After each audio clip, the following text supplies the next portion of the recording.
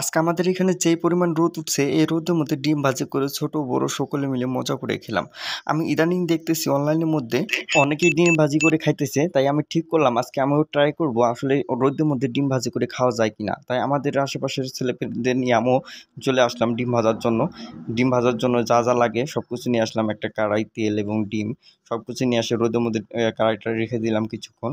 রেখে দেওয়ার পর আমরা সকলে ওয়েট করতেছি যে কখন কড়াইটা গরম হয়। কড়াইটা রোদের মধ্যে রেখে দিয়ে আসি আর আমরা ছায়ার মধ্যে দাঁড়িয়ে আছি। 20 minutes later. মোটামুটি 10 মিনিট ওয়েট করার পর আমরা চলে আসি আবার কড়াইয়ের কাছে। আমি একটু কড়াইটা চেক করে দেখতেছি যে আসলে গরম হয়েছে কিনা। তো দেখতেছি আসলে গরম হয়েছে। আমি প্রথমে সামান্য একটু তেল দিয়ে দিলাম, দেখি কি অবস্থা। সামান্য তেল দেওয়ার পর ভাবলাম যে এই তেলে হয়তো বা হবে না, পরে আমি আরও একটু তেল দিয়ে দিলাম যে এই তেলে যদি না হয়, ডিমটা যদি ভালো মতো না ওঠে, এই জন্য আর একটু তেল দিয়ে দিলাম। 20 minutes later. কড়াইয়ের মধ্যে তেল দেওয়ার 20 মিনিট পর আবার কড়াইয়ের কাছে চলে গেলাম, যেয়ে দেখতেছি কড়াইটা একটু গরম হয়েছে। আমার ভাতিজা তেলের মধ্যে একটু লবণ ছিটাই দিল। যাই হোক, পরে আমি ডিমটা ভেঙে দিলাম কড়াইয়ের মধ্যে।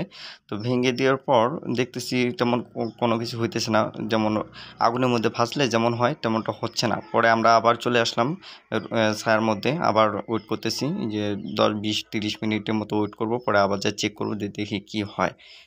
20 minutes later.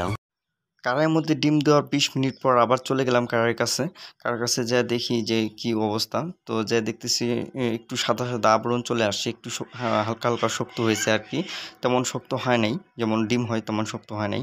তো আমরা চলে আসলাম আবার, ওয়েট করতেছি যে দেখি কখন হয়, এটার অপেক্ষায় আছি কখন ডিম ভাজা হবে। তো সকলে ওয়েট করে আছি কখন হবে, কখন খাবো, সকলে ওয়েট করে আছে, অস্থির হয়ে আছে সকলে যে রোদের মধ্যে ডিম ভাজা খাবে সকলে, তাই ওয়েট করে আছি। 1 hour later. কারার মধ্যে ডিম দেওয়ার 1 ঘন্টা পর এসে দেখি এই অবস্থা হয়েছে, হালকা হালকা সাদা আবরণ চলে আসছে সাইড দিয়ে। আরেকটু ওয়েট করলে হয়তোবা হয়ে যাবে, তাই আমরা ওয়েট করতেছি, আরেকটু ওয়েট করি দেখি কি হয়। তো 1 ঘন্টা মোটামুটি হয়ে গেছে। তো আমরা আরেকটু ওয়েট করতে চাইতেছি, দেখি কি হয়, যদি হয়ে যায় তা ভালো। তো আমরা রোদে ভাজা ডিম খাইতে পারবো, এই জন্য সকলে ওয়েট করেছি, অস্থির হয়ে আছে, দেখেন সকলে অস্থির হয়ে আছে। A few moments later. মোটামুটি 1 ঘন্টা 20 মিনিট 30 মিনিটের মতো ওয়েট করলাম। ওয়েট করার পর কারার কাছে যায় দেখি এরকম হয়েছে, সাদা সাদা আবরণটা প্রপারলি চলে আসছে।